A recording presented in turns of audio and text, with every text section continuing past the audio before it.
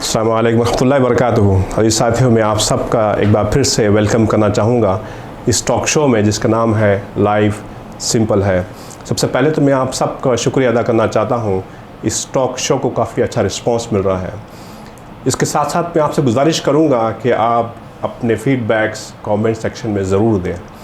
साथियों, कुछ एपिसोड पहले हमने जाना था करियर प्लानिंग के बारे में, करियर काउंसलिंग क्या होती है और इसे किस तरीके से जो है प्लान करना चाहिए।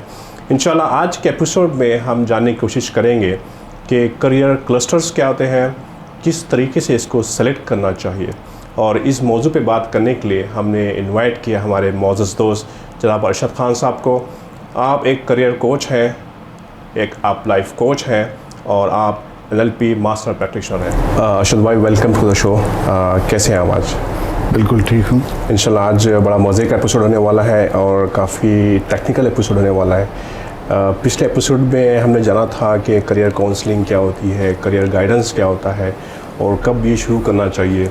इसके अलावा पेरेंट्स का क्या रोल होता है कि अपने बच्चों के लिए अपॉर्चुनिटीज़ पैदा करें, वो अपने अवेयरनेस लेवल जाने या अपने एक्सपर्टीज़ को जाने। आज इंशाल्लाह हम असल प्लानिंग की तरफ जाएंगे इंशाअल्लाह। जी। तो मैं शुरुआत इस क्वेश्चन से करूँगा कि सबसे क्रूशल थिंग्स क्या होती है कि किस तरीके से वो आगे प्लानिंग को अब बढ़ाए अपनी बच्चा है। जी जी, देखिए बहुत ही सिग्निफिकेंट फैक्टर है बच्चों की लाइफ के लिए जी। चूँकि वैसे तो अगर हम कहें कैरियर, वो तो स्टार्ट हो जाता है बहुत पहले से। मैं ही कहूँगा कि वो फ्रॉम द वेरी बर्थ के ऑनवर्ड्स ही ऐसा भी मानते हैं लोग कि कैरियर प्लानिंग शुरू हो जाती है। लेकिन सही मायनों में एक्चुअली जहाँ पर बच्चे में एक शऊर डेवलप होता है और जहाँ से वो ब्रांच आउट करना शुरू कर देता है, यानी 9 से वहाँ से एक्चुअल कैरियर प्लानिंग का सिलसिला शुरू होता है। Sure. अब यहाँ पर कुछ चीज़ें ऐसी इम्पोर्टेंट हैं जो बच्चे को अपने अंदर देखनी चाहिए। इससे पहले की लाइफ में देखें, पर्सनालिटी बहुत फ्लक्चुएट होती है। Correct, तो yes. बच्चे के थॉट प्रोसेस में या एक हम कह सकते हैं कि बैलेंस अप्रोच नहीं होती। लेकिन यहाँ से एक बच्चे में कुछ ऐसी चीज़ें डेवलप होती हैं, वो उस तरफ जा रहा होता है जहाँ पर उसकी बेसिक अंडरस्टैंडिंग जो है बन जाती है। जी। तो यहाँ पर उसको अपने आप को पहचानना बहुत ज़रूरी है। पहली चीज़ उसको पहचानने की ज़रूरत है कि उसकी इनर वॉइस जो है, यानी उसका पैशन है, उसका जो मन करता है करने के लिए, वो किस में ज़्यादा करता है। जी। इसका मतलब ये हुआ कि अगर वो कोई काम कर रहा है तो सबसे ज़्यादा वो इंजॉयमेंट किस में कर रहा है। वो अपने पैशन को आइडेंटिफाई करने की ज़रूरत है उसको। तो पहला एस्पेक्ट ये हो जाता है, पैशन हो जाता है। दूसरी चीज़ उसको ये भी देखनी पड़ती है कि उसकी जो पर्सनालिटी है जी, वो किस टाइप की पर्सनालिटी है। हमने पिछले एपिसोड में भी ये डिस्कस किया था। इसमें अक्सर लोग बहुत ही जल्दबाजी करते हैं, वो करना नहीं चाहिए। पर्सनालिटी का मतलब ये है कि एक नेचर ने जिस किस्म से हम देखते हैं कि ह्यूमन बींग्स को डिफरेंट शक्ल और डिफरेंट सीरत का बनाया हुआ है। जी। और हर शख्स जो है वो अपने आप में यूनिक है। तो किसी शख्स में जो है वो एक बहुत ही सोशल मिक्सिंग हो जाती है, वो बहुत फ्री होता है। बहुत सारे लोग बहुत ही अकेले में रहना पसंद करते हैं। बहुत सारे लोग रिसर्च ओरिएंटेड होते हैं। बहुत सारे लोग फैक्ट पे फैसले लेते हैं। बहुत सारे लोग जो हैं वो ऐसे ही इंट्यूशंस पे लेते हैं, इंट्यूटिव होते हैं। तो ढेर सारी चीज़ें हैं। पर्सनालिटी का असेसमेंट करना ज़रूरी है। अपनी वैल्यूज़ को भी देखने की कोशिश करना चाहिए। पर्सनालिटी के ताल्लुक से एक सवाल मैं करूँगा आपसे कि अक्सर ये काफ़ी बार ये होता है कि बच्चे किसी को अपना रोल मॉडल समझते हैं एंड वो समझते हैं कि वो पर्सनालिटी मेरे अंदर भी है, शायद वो ना हो उनके अंदर में। लेकिन वहाँ कुछ मसला तो नहीं हो जाएगा कि आप अपने आप को आइडेंटिफाई कर पाएँ या ना कर पाएँ? देखें, वो बिल्कुल एक नेचुरल प्रोसेस है। वो बच्चों के साथ में इवन कई बार आपको बड़ी एज के लोगों में भी ऐसा दिखता है कि वो जब किसी फिल्म को देखते हैं तो अपने आप को उस कैरेक्टर से और उस एक्टर से एसोसिएट कर लेते हैं। तो वो हम उसकी बात नहीं कर रहे हैं। पर्सनालिटी के एक्चुअली बहुत सारे यानी वेज हैं पता करने के, लेकिन मैं यहाँ रेफर करूँगा एक MBTI मॉडल है।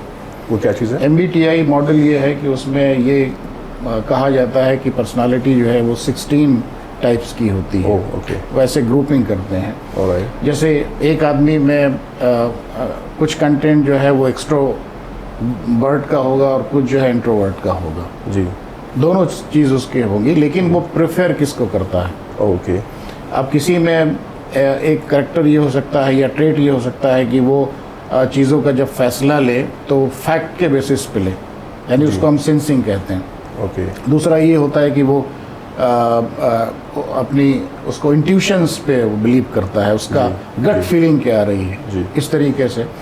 फिर कुछ लोग थिंक करते हैं, कुछ उनके अंदर फीलिंग पार्ट होता है, कुछ लोग बहुत ही ऑर्गेनाइज तरीके से काम करते हैं, कुछ बस यूं ही कर जाते हैं। तो ये एक पर्सनालिटीज़ है और बड़ी नेचुरल है, वो सही और गलत का पॉइंट नहीं है यहाँ पर कि ये पर्सनालिटी होगी तो वो अच्छी होगी, ये होगी नहीं। That is very natural. क्यों जानना ज़रूरी है कि देखें ना, एक गरारी सिस्टम आपने देखा ना कि जो मशीनों में होता है कि एक गरारी दूसरे से जुड़ी होती है, वो तीसरे से जुड़ी होती है, और उनके जब हम पैटर्न और साँचे देखते हैं तो अगर वो उस मीस में डिज़ाइन ना किया जाए तो वो मशीन चल नहीं पाएगी। सेम मेथड ये है कि ये सिंक्रोनाइजेशन पर्सनालिटी वर्सेस मैं क्या चूज़ कर रहा हूँ, अगर उसमें ये लिंकेज नहीं आएगा तो फिर आप कैरियर में सक्सेस नहीं वो अचीव कर पाएंगे जो करना चाहिए। फिर वैल्यूज़ का बहुत बड़ा इंपॉर्टेंट रोल है कि हमारी इनर वैल्यूज़ हमें किस चीज़ के लिए परमिट करती हैं, किस चीज़ के लिए परमिट नहीं करती हैं। मैं आपको अपना एग्जांपल देता हूँ। मुझको एक वक्त में जब मैं सेल्स की जॉब में आया तो लिकर इंडस्ट्री में बहुत अच्छी एक जॉब ऑफर हुई थी जी। मेरे एक दोस्त ने ज्वाइन कर लिया था जी। तो मैंने कहा कि मैं कितने भी पैसे मिलेंगे मैं लिकर इंडस्ट्री में नहीं जा सकता, क्योंकि वो मेरी वैल्यूज से मैच नहीं करता। तो ये वैल्यूज भी बहुत इंपॉर्टेंट है जी। तो ये सारी ओवरऑल चीज़ें जो हैं, फिर बच्चे को और भी स्टडी करना चाहिए कि वो जिस कैरियर की तरफ जा रहा है वो कितना फ्रूटफुल उसके लिए हो रहा है, और यानी उसकी फैमिली भी उसको सपोर्ट कर पाई वगैरह वगैरह। तो ये सारी मतलब चीज़ें ये पैशन ज़रूरी है, पैशन मालूम करना, पर्सनालिटी जी, और फिर आपकी वैल्यूज़ क्या है, वैल्यूज़ क्या है, काफ़ी आपका एप्टीट्यूड भी क्या है, उसको भी आपको देखना पड़ेगा, उसको भी जज करना पड़ेगा। जी जी।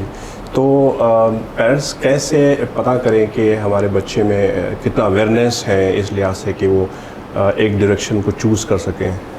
देखें, कैरियर इन आइसोलेशन नहीं हो सकता है। इसका मतलब ये हुआ कि बच्चा सेल्फ कैरियर प्लानिंग कर ले और सक्सेसफुल हो जाए, ऐसा पॉसिबल नहीं है। क्यों पॉसिबल नहीं है कि बच्चे में एक सबसे बड़ी जो कमी होती है, उसको लाइफ के जो प्रैक्टिकल एस्पेक्ट होते हैं वो नहीं पता होते हैं जी। वो बहुत सारा थ्योरेटिकल बेस पे काम करता है, बहुत सारी रिसर्च करता है जी, लेकिन बहुत सारे प्रैक्टिकल एस्पेक्ट जो है वो उसके गार्जियन ही जानते हैं, यानी पेरेंट्स जानते हैं जी। तो बेहतर ये होता है कि पेरेंट्स जो है एक पॉइंट ऑफ टाइम पे अपने बच्चे को ऑब्जर्व करना शुरू करें ओके, और उसकी एक एनालिसिस करें कि बच्चे की स्ट्रेंथ क्या है, बच्चे की वीकनेस क्या है। ओके, ठीक है। बच्चा जो है वो किस नेचर का है जी जी, बच्चे की स्किल्स क्या है, बच्चे की एबिलिटीज़ क्या है जी जी, ठीक है। तो ये सारी चीज़ें जो हैं वो पेरेंट्स का ऑब्जर्व करना बहुत ज़रूरी है जी, क्योंकि एक तरफ बच्चा अपने आप से ये चीज़ें इंपॉर्टेंट हैं कंसीडर कर रहा है, दूसरी तरफ पेरेंट्स को भी करना चाहिए ऐसा, या फिर पेरेंट्स सेल्फ अगर इतने अवेयर नहीं है तो पेरेंट्स जो है किसी एक्सपर्ट्स की ओपिनियन लें, उसका एक असेसमेंट करा दें, उससे बहुत सारी चीज़ें सामने आ जाएंगी। तो इट इज़ ए कंबाइंड, एक हम कह सकते हैं कि एक प्रोसेस है जिसमें दोनों फैक्टर इम्पोर्टेंट है, बच्चे का भी फैक्टर इम्पोर्टेंट है और पेरेंट्स का इन्वॉल्वमेंट भी, का एक्टिव पार्टिसिपेशन जो है प्लानिंग में काफ़ी अहम है। तो जब बच्चा और पेरेंट्स जो है इस डायरेक्शन में आ जाए कि हाँ अभी हम वी आर अवेयर कि हमें ये करना है, तो कोई कितनी डायरेक्शंस मिल सकती हैं स्टूडेंट्स को आज के दौर में? क्लस्टर्स वगैरह के बारे में कुछ बताइएगा।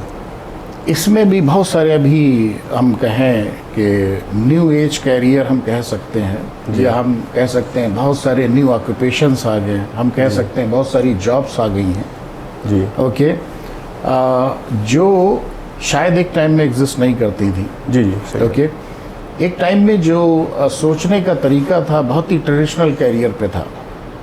एब्सोल्युटली जी, कि भाई आप बच्चे ने आप जो है वो मेडिकल पढ़ना है या इंजीनियरिंग पढ़ना है या फिर लॉ पढ़ना है, ये कुछ ट्रेडिशनल कैरियर होते हैं। बिल्कुल। आज हम देखें तो तकरीबन ऐसे 20 क्लस्टर्स का ग्रुप बनता है। माशाल्लाह, 20 क्लस्टर्स। जी जी। ओके। क्लस्टर्स का मतलब ये है कि जो सेम नेचर्स के जो प्रोफेशन, यानी उसमें सेम फीचर्स मिलते एग्जाम्पल हैं। दे सकते हैं आप? एग्जाम्पल जैसे आर्ट एंड डिज़ाइन हो गया, जी। जैसे इंफॉर्मेशन टेक्नोलॉजी हो गया, ओके, ठीक है। और उसके अंदर में फिर और जो फिर हाँ, जाना- उसके बाद की हम जी, जी, जी। आगे बात करेंगे, लेकिन ये क्लस्टर्स हो गए। ओके ओके, तो अब इसमें अब यहाँ जो इम्पोर्टेंट एस्पेक्ट है कि इतने सारे अगर क्लस्टर्स हैं, जी तो अब यहाँ बच्चे का प्रोसेस शुरू होता है एक्सप्लोर करने का, जी यानी पेरेंट्स का और बच्चे का प्रोसेस होता है अब हम एक्सप्लोर करें।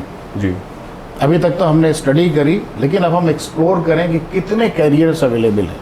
ऑलराइट, तो पहला जो उन्होंने किया, अपने आप को जज किया, जी अपनी सूटेबिलिटी निकाली, जी, और वो सूटेबिलिटी अवेलेबल कैरियर से किससे मैच मैच करेगी। करिए, हाँ, ओके, ठीक है, क्योंकि आप ऐसा तो नहीं कर सकते हैं कि कोई चीज़ को बहुत ही कम सैंपल में लेके और फिर उस पर कोई डिसीजन ले लें।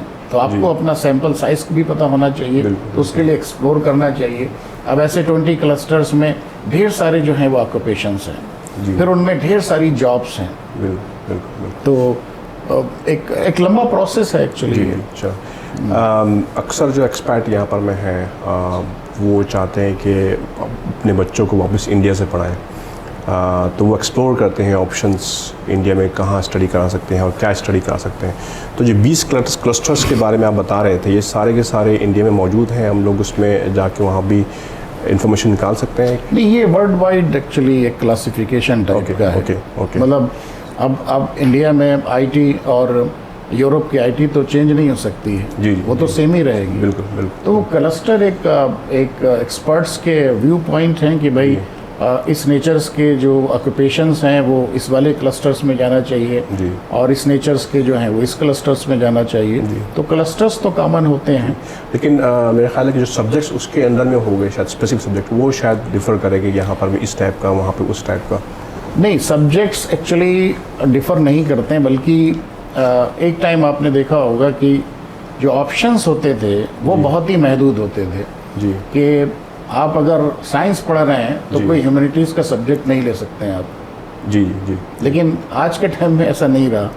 हाँ बिल्कुल, काफ़ी इंडिया में भी बहुत सारा फ्लेक्सिबिलिटी हो गई, जी, बहुत सारी यूनिवर्सिटीज़ जो हैं इस टाइप के कम्बिनेशन देने लगी हैं ओके, कि आप साइंस भी पढ़ रहे हैं और साथ में इकोनॉमिक्स भी आपने ले लिया, आपने पॉलिटिकल साइंस भी ले ली, तो बहुत सारे जो हैं कम्बिनेशंस हैं।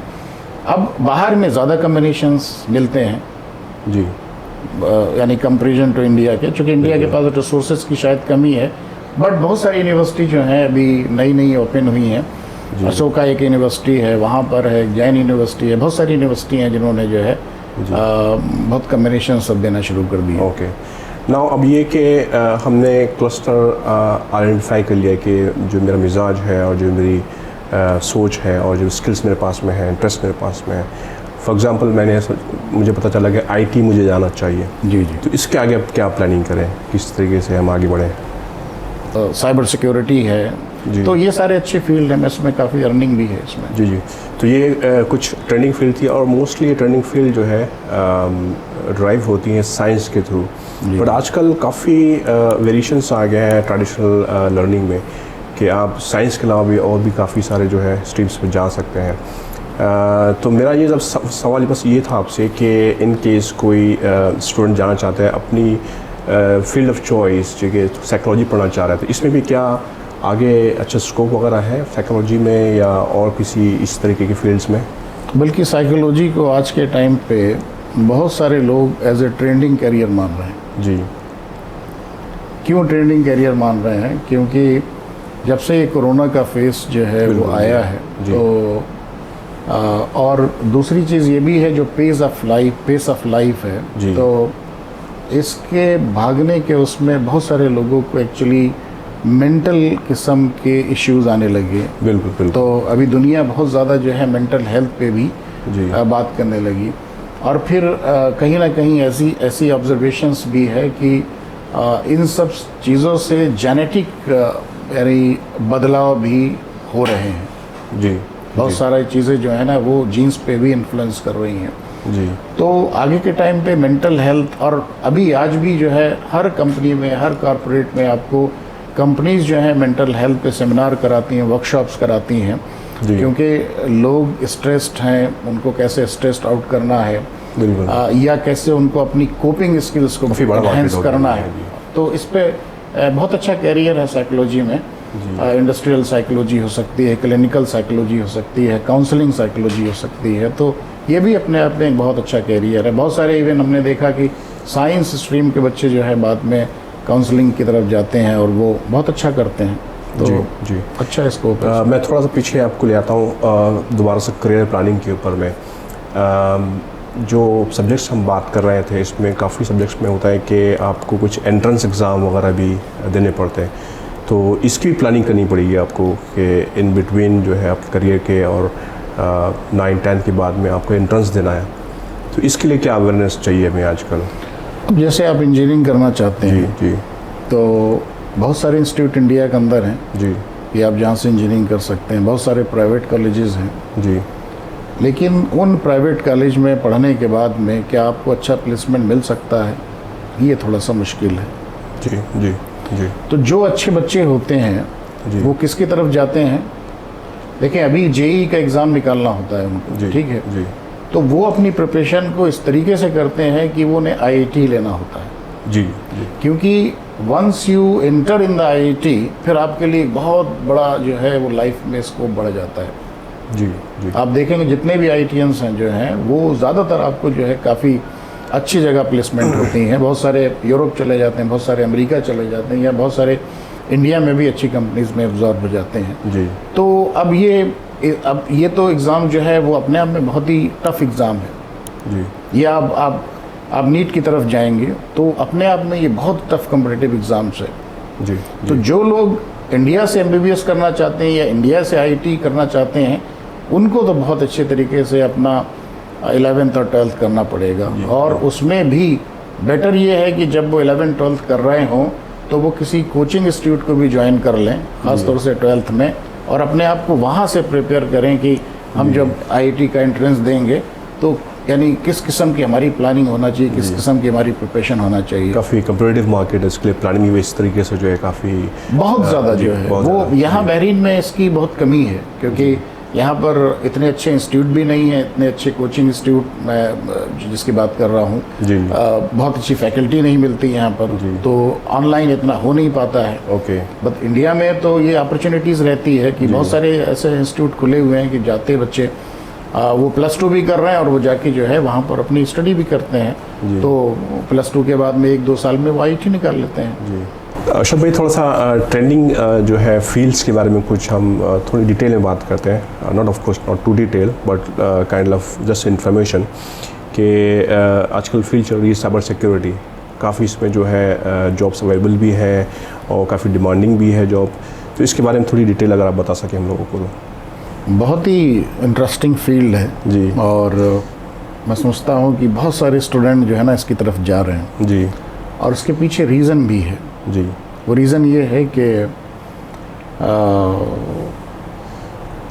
अच्छे काम करने वाले कम होते हैं लेकिन बुरा काम करने वाले ज़्यादा हो जाते हैं। जी। और आपको याद होगा 2017 में जी। इंडिया में एक जोमेटो कंपनी है, उसके पूरे सिस्टम को जो है वो हैक कर लिया था। जी जी। तो इस प्रोसेस से यानी इस तेज़ी के साथ में जो है ये एक हैकिंग का दौर शुरू हो गया है जी। कि इवन ऐसा भी कहा जाता है कि स्टेट में भी उनकी चीज़ों को हैक कर लिया गया और बहुत यानी काफ़ी बड़ी बड़ी हाँ बहुत सारी कंपनीज के अलावा जो बहुत ही इम्पोर्टेंट गवर्नमेंट के वो हैं उनको भी हैक कर लिया गया उसको भी। जी जी। तो इसकी वजह से ये एक एथिकल हैकिंग का या साइबर सिक्योरिटी का एक प्रोसेस शुरू हुआ। ओके। ठीक है। इसमें फंडामेंटली क्या होता है? फंडामेंटली ये होता है कि ये जो साइबर सिक्योरिटी या एथिकल हैकर्स जो होते हैं ये सिस्टम में वीकनेस को पकड़ते हैं। जी। यानी जो भी प्रोग्रामिंग है ना, कहाँ पर से एक हैकर जो है उसको वहाँ से गड़बड़ कर सकता है। ओके। तो ये उसको पकड़ते हैं, उसकी वीकनेस को पकड़ते हैं। ओके। मतलब इसको इसीलिए एथिकल हैकर कहा जाता है। ये पॉजिटिव साइड में काम करते हैं। ओके। तो कंपनी में भी जो है वो इस किस्म से कोई जो हैक कर रहा है, जो बाहर बैठा हुआ है, वो हमारे सिस्टम को हैक ना कर ले, हम कैसे अपनी इस सिक्योरिटी को बढ़ाएंगे।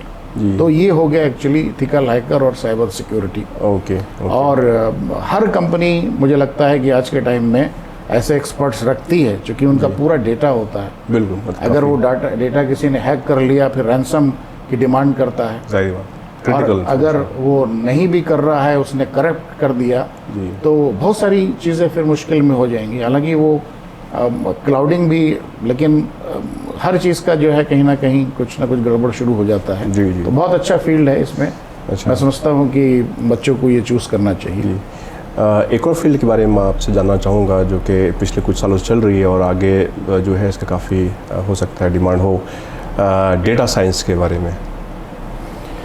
देखें, डेटा साइंस आजकल इतना इम्पोर्टेंट है कि हर बिजनेस का बेस जो है वो डेटा बन गया है। जी जी।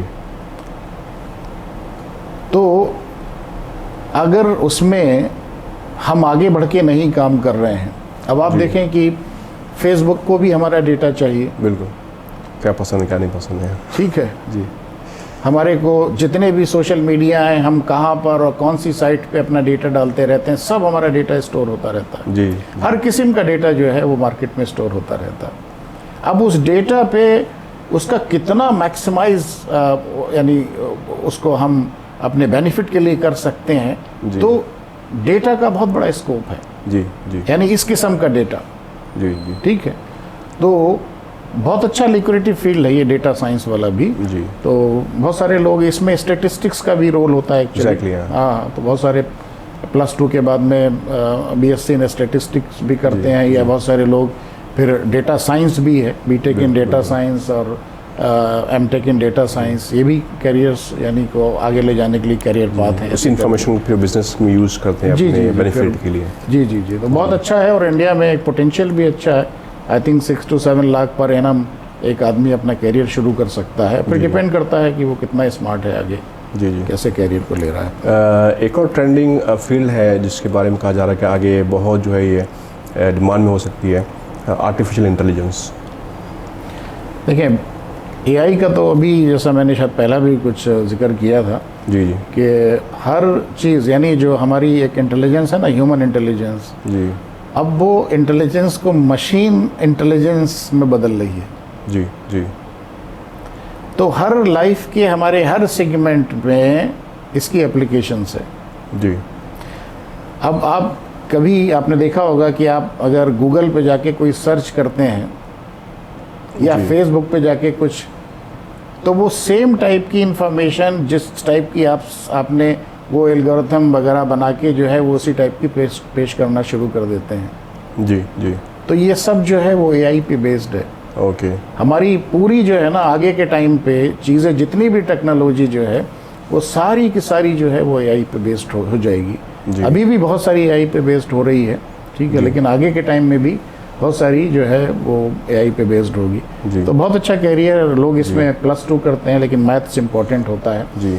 प्लस फिर बीटेक या कंप्यूटर साइंस करते हैं, plus MTech in artificial intelligence कर लेते हैं, ओके। या बीटेक इन एआई भी है, फिर एमटेक इन एआई भी है। अच्छा, इंडिया में भी ये ऑप्शंस हैं। जो पाथ बता रहे हैं आप ये इंडिया में ऑप्शंस है? हाँ, available इंडिया है? में ऑप्शंस अच्छा, है। तो मतलब जो लोग हम देख रहे हैं इंशाल्लाह हाँ, वो इसको सर्च कर सकते हैं इंडिया में हाँ, हाँ, किस बिल्कुल। यूनिवर्सिटी के अंदर में बिल्कुल, अवेलेबल है, and then they can plan accordingly. जी जी, बिल्कुल बिल्कुल बिल्कुल। एक और फील्ड थी जो कि बायोलॉजी से टूवर्ड्स बायोलॉजी ज़्यादा है, वो बायोटेक्नोलॉजी है। तो इसके बारे में कुछ थोड़ा इंट्रोडक्शन ताकि हमारे जो व्यूवर्स थोड़ा प्लान कर सके अपने करियर से, फिर in case they are interested. ये अभी एक्चुअली इसकी ज़रूरत क्यों पड़ी जी। कि जैसे हमने पढ़ा बायोलॉजी, हमने केमिस्ट्री पढ़ा, जी जी। अब इसमें टेक्नोलॉजी का इन्वॉल्वमेंट कर दिया तो ये बायोटेक्नोलॉजी हो गई। जी। आज हम देखें ये जो हमारे सिटी स्कैन है, एमआरआई है, वो सब इसी पे बेस्ड है। जी। तो ये बायोलॉजी के साइड से है या इंजीनियरिंग की साइड से, मतलब ये क्या? दोनों कम्बिनेशन है। अच्छा, तो इसके पाथ क्या होगा, मतलब कहाँ से स्टार्ट करें इसके लिए?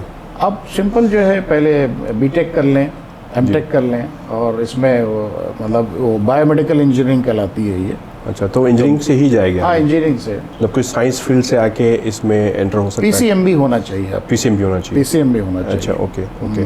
देखिए, मैं इसका अभी मुझे याद आया कि अमेरिका में आई थिंक कोई ऐसी इंस्टीट्यूट है जी। जहाँ पर एक इलेक्ट्रिकल इंजीनियर न्यूरो साइंस में काम कर रहे हैं। ओके ओके, इंडिया के हैं वो। Alright, okay. तो आप देखें कहाँ वो इलेक्ट्रिकल इंजीनियर हैं और वो न्यूरो साइंस यानी ब्रेन पे काम कर रहे हैं। जी जी। तो बगैर टेक्नोलॉजी से ये बायोलॉजी या बायो वाला जो है फील्ड आगे जा नहीं पाएगा। हाँ, तो इट इज़ ए कम्बिनेशन। जी। अभी आपने देखा होगा कि सारी चीज़ें कितनी आसान हो गई। एक ज़माने में पहले कितना मुश्किल था किसी चीज़ को ट्रीट करना, किसी डिजीज़ को एड्रेस करना। जी। आज बहुत सारी टेक्नोलॉजी आ गई है ना, जी। सारे इन्वेस्टिगेशन, सारे टेस्ट, एवरीथिंग, जी। वो सब चीज़ हो जाते हैं। तो बहुत बड़ा स्कोप है इसका। कोर्सेस तो बहुत है, बस आखिरी कोर्स में आपसे जानना चाहूँगा क्योंकि वक्त की किल्लत हमारे पास में। काफ़ी बॉट्स बन रहे हैं, रोबोट्स बन रहे हैं और वो जो है ह्यूमन की तरह काम करने की कोशिश कर रहे हैं, तो ये कैसा फील्ड है रोबोटिक्स वाला? देखें, रोबोट का तो अभी ये कंसेप्ट हो गया कि रोबोट के ज़रिए ऑपरेशन हो रहे हैं। जी जी, सर्जरीज हो रही हैं। मतलब डॉक्टर बैठे हैं अमेरिका में और वो रोबोट के ज़रिए ऑपरेट कर रहे हैं इंडिया के अंदर। जी। इतना ज़्यादा जो है एडवांसमेंट हो गया है। जी जी। आप देखें कि नॉर्मल एप्लीकेशन में भी जी। रोबोटिक एप्लीकेशन होने लगी है। जी। यानी बहुत सारे, आप दुबई में मेरे ख्याल से जाएंगे तो वो आपको मार्केट में रोबोट मिल जाएगा। जी जी जी। ठीक है जी, ऐसी तो यानी वो जो एक इंडस्ट्रियल रेवोल्यूशंस में जो आगे एडवांसमेंट हुआ वो रोबोटिक ने जो है और आगे कर दिया है। जी। किसी चीज़ की प्रोडक्टिविटी को रोबोटिक मैनर से कितना बढ़ा सकते हैं वो रोबोटिक से ही पॉसिबल है। जी जी। वो हैंडमेड उससे नहीं है। तो सारी चीज़ें जो है ऑटोमेटिकली सारी चीज़ें रोबोटिक हो रही हैं। जी। तो इसका भी आगे के टाइम में, हालांकि इसका कैरियर के एस्पेक्ट से तो बहुत ग्रोथ है, लेकिन आगे फिर लोगों की अपनी स्किल और अपनी वो चीज़ें कैसे होंगी, you know, something to comment on that. Cannot predict. जी जी। तो इसमें भी आप एमटेक करें, एमटेक आप किसी में भी करें, उसके बाद में फिर रोबोटिक्स में भी आप कर सकते हैं। एमटेक इन रोबोटिक्स भी होता है। तो रोबोटिक्स में इंडिया में R&D वगैरह भी हो रही है इसमें? बहुत ज़्यादा हो रही है। अच्छा, ओके ओके, मतलब ऑल काफ़ी ब्रॉड अक्रॉस फील्ड है। ग्लोब जो है वो लोग रोबोटिक इंजीनियरिंग की तरफ, रोबोट फॉर्मेशन मेकिंग की तरफ और ये सब की तरफ जो है वो जा रहे हैं। तो मुझे ऐसा लगता है कि अगले कुछ सालों में 10 से 15 साल में आई थिंक ये इस कैरियर के बाद में भी कोई एडवांसमेंट आएगा। हम जिस कैरियर की आज बात कर रहे हैं, ये बात कर रहे हैं 20 to 30 के बीच के कैरियर की। जी जी। ये बात आगे आने वाली होगी कि 30 के बाद इसमें भी और एडवांसमेंट हो जाएगा। हो सकता है, बिल्कुल बिल्कुल बिल्कुल। क्योंकि कैरियर हमेशा ऐसे ही होते रहे, जैसे जैसे टेक्नोलॉजी ने एडवांस किया, कैरियर ने जो है वो एडवांस किया, तो आगे के टाइम में दूसरे ट्रेंडिंग कैरियर हो जाएंगे। जी। जज़ाकल्लाह खैर अरशद भाई, माशाल्लाह काफ़ी अच्छी गुफ्तगू है आपसे और काफ़ी इंसाइटफुल इंफॉर्मेशन आपने हमारे साथ में शेयर की। जी साथियों, जैसा कि आपने जाना आज कि हमको अपने बच्चों को अपने आप को जानना बड़ा ज़रूरी है, उसका पैशन जानना बड़ा ज़रूरी है, उसकी पर्सनालिटी को जानना बड़ा ज़रूरी है, ताकि हम सही डायरेक्शन को जो है जानें और उसमें आगे बढ़ें। और इसके लिए आपको चाहिए कि डेटा आप निकालें, अपनी फील्ड के बारे में सर्च करें और सर्च करें और अपने आप को फुल्ली जो है इन्फॉर्म रखें कि आप जिस फील्ड में जा रहे हैं आप सही फील्ड में जा रहे हैं। इंशाल्लाह आज के लिए इतना ही। अगले एपिसोड में फिर से आपसे मुलाकात होगी। जब तक के लिए इजाज़त दीजिएगा। अस्सलामु अलैकुम वरहमतुल्लाहि वबरकातुहू।